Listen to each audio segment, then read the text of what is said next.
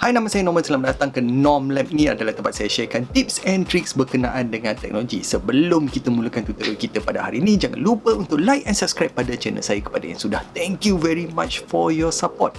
Guys, you all tengok tak masa video awal-awal tu, selalu dengar kan, kadang-kadang bila kita pergi meeting ke, kita nak masuk kedai ke, atau dekat office lah, tiba-tiba yang kita tengah buat kerja, tiba-tiba bunyi Shopee. Sebab adalah sama you guys, memang you all suka lah notification macam tu. Kadang-kadang pada pandangan saya, untuk saya kan, kadang-kadang once a while memang annoying gila lah. Ada tak cara we all nak dapatkan dia punya notifikasi tu, tetapi boleh tak kita tukar dia punya bunyi ke, atau kita nak matikan terus ke dia punya bunyi Okay guys, so hari ni is a short tutorial macam mana kita nak matikan bunyi atau kita nak menukar bunyi Shopee notification tu. Okay, the first thing first guys, okay, tutorial ni sama je kalau you all pakai Android atau menggunakan iPhone. iPhone sama je, lebih kurang je dia punya settings dia. Okay, the first thing you all kena buat is, of course lah, kita buka dia punya aplikasi Shopee. Lepas tu kita klik pada butang Mi. Mi tu maksudnya account kita. Kita klik pada butang account, lepas tu kita klik pada butang settings yang ada gambar macam gear tu sikit kan.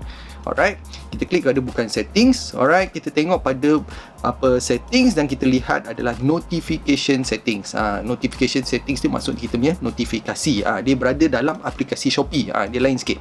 Okay, you all klik pada butang push notification.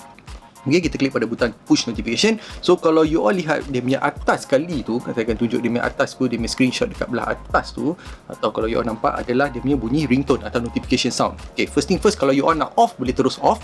Okay, you all boleh tekan butang off. Atau kalau nak on juga, nak juga keluar dia punya notification, tapi kita boleh menukar dia punya ringtone dia. So kalau yang Shopee default tu selalu you all dengar tak? Saya letak dekat sikit bunyi dia. Biasa dah dengar.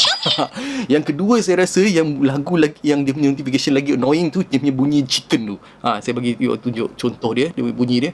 Shopee pipi. Aduh. Tak tahulah, mungkin alam untuk waktu pagi mungkin boleh lah kot. Lepas tu dia ada bunyi macam whistle. Whistle pun ada. Bunyi macam bell. Macam tu biasa. Lepas tu bunyi melody. Slow sikit. So kalau you all nak tukar lah, tak nak bunyi macam annoying, macam bunyi Shopee atau bunyi dia macam bunyi chicken tu. Saya dah dengar banyak kali pun saya dah rasa, 2-3 kali pun saya dah rasa macam annoying gila.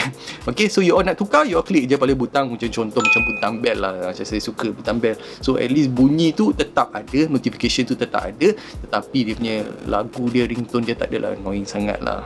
Okay guys, so itu sajalah video kita pada hari ini. So seperti biasa, jangan lupa untuk like and subscribe pada channel saya dan juga komen pada video di bawah. Kita akan jumpa di tutorial lain. Thanks guys. Nak dengar lagi? Biasa, one more time. Shopee pipi.